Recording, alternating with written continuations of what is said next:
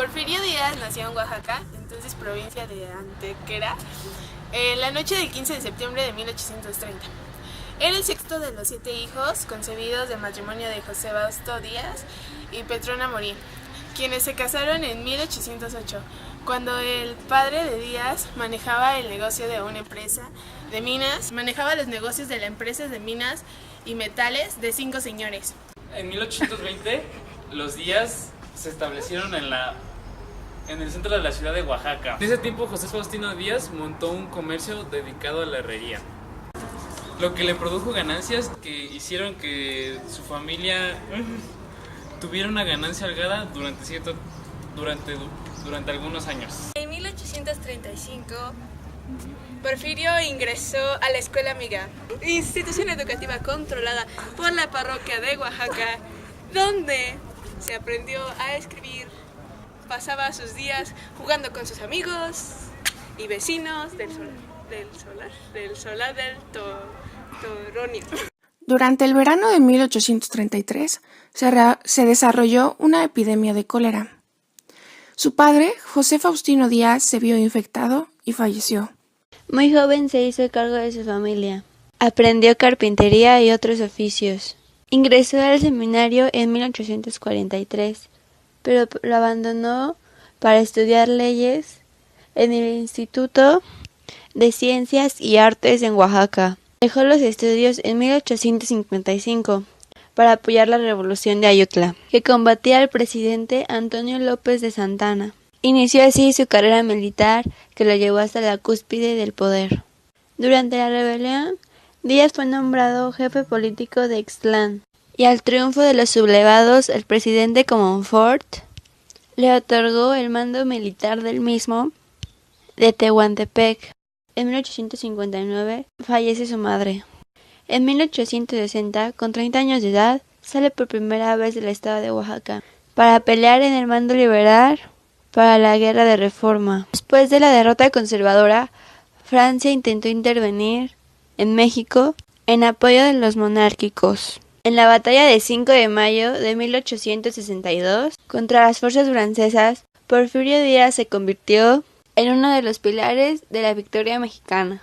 Entre 1864 y 1867, Díaz destacó por sus acciones militares en el estado de Oaxaca, entre las que se encuentran las batallas de Miahuatlán y La Carbonera. Cuando las fuerzas francesas se retiraron, Díaz avanzó sobre la ciudad de Puebla y logró tomarla. A partir de entonces se la llamó el héroe del 2 de abril. Con 37 años y 37 victorias, Díaz se retiró de la vida militar y partió rumbo a Oaxaca, donde el gobierno le obsequió la hacienda de la Noria. En 1870, Porfirio Díaz se presentó como presidente contra el presidente Juárez y el vicepresidente Lerdo de Tejada. En 1871 hizo la denuncia contra Julio, quien ganó Juárez. Respuesta de Porfirio Díaz hizo la revolución de Noria. En el año de 1871, Porfirio Díaz encabezó en revuelta en contra de la reelección de Juárez, revolución de Noria. En marzo de 1872, Díaz y sus fuerzas militares fueron derrotadas en la batalla de Bufa, en Zacatecas, tras la repentina muerte de Benito Juárez el 9 de julio de ese año. Sebastián Lerdo de Tejada asumió la presidencia en forma interna. Porfirio Díaz aceptó en octubre y se retiró a la hacienda de Candelaria. En 1875, Díaz viajó para planear una rebelión contra la reelección de Lerdo de Tejada, que se inició en Ojitlán, Oaxaca. El 10 de enero de 1876, como el Plan de Tuxtepec.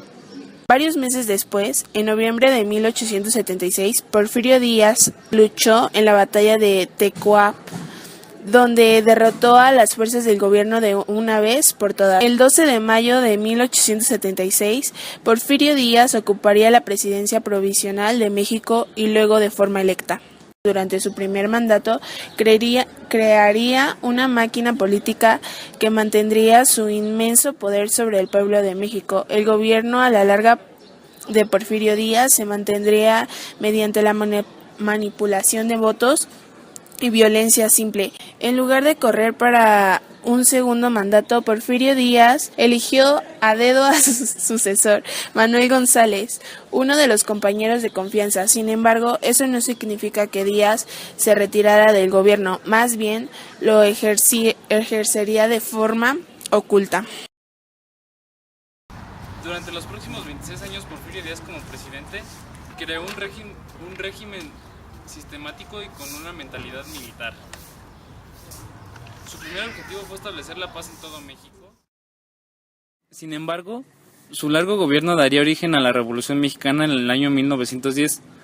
Porfirio Díaz, durante el Porfiriato, logró disolver todas las autoridades locales y los aspectos del federalismo que una vez existió.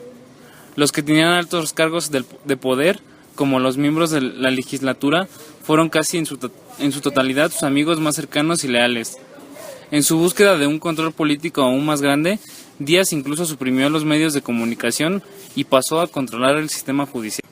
La filosofía en que se fundamentó el gobierno del Porfiriato fue el positivismo, que pregonaba el orden y la paz, columnas del gobierno de Porfirio Díaz. Él iniciaría un programa de modernización para tratar de convertir a México al nivel de un estado moderno. Así se empezarían las grandes construcciones de ferrocarriles y líneas telegráficas construidas. Es considerada la época dorada de la economía mexicana. El tipo de cambio era de $3,2 por pesos. México se comparó económicamente a las potencias económicas de la época, tales como Francia, Inglaterra y Alemania.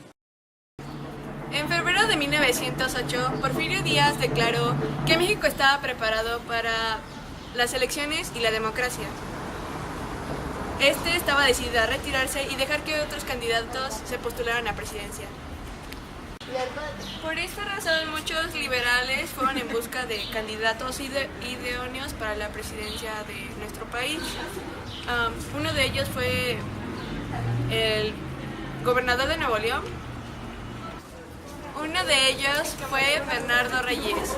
Reyes fue tomado como una amenaza para Porfirio y fue entonces que este lo mandó a una misión por Europa para que no estuviera presente en las elecciones de este año. Más tarde, en 1910, Porfirio Díaz decidió que no iba a retirarse.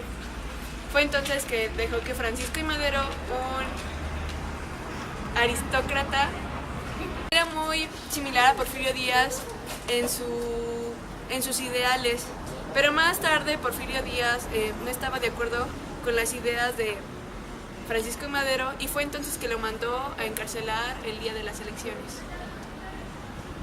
Después de esto se dio a conocer que hubo un fraude en las elecciones, ya que Porfirio Díaz, al estar encarcelado Francisco I. Madero, decía que este había ganado su reelección por votación unánime.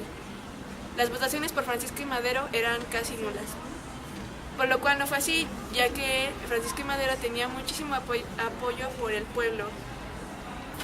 Al enterarse la población de este fraude electoral, se hizo la revuelta contra Porfirio Díaz. Entonces hubo guerrillas y Francisco I. Madero logra escapar a Estados Unidos y es ahí donde promulga el Plan de San Luis, donde se promueve el levantamiento en armas contra Porfirio Díaz para que deje la dictadura y pues haya esto de la democracia. Entonces es así que Porfirio Díaz renuncia a su presidencia gracias a los numerosos levantamientos que hay y decide huir hacia Francia en 1911. Y es así como empieza la revolución. Y entonces este señor muere en su exilio después de haber tenido a sus hijos, de 2 matrimonios, sus 3 hijos, muere exiliado en paz el 2 de julio de 1915. Dicen que fue dictador de este México querido porque le sobró valor pa' combatir enemigos, puso orden en el país sin endeudar su destino. De muy joven demostró sus agallas en la guerra, a franceses acabó, batalla en la Nogalera, y otra emboscada importante fue la de la Carbonera.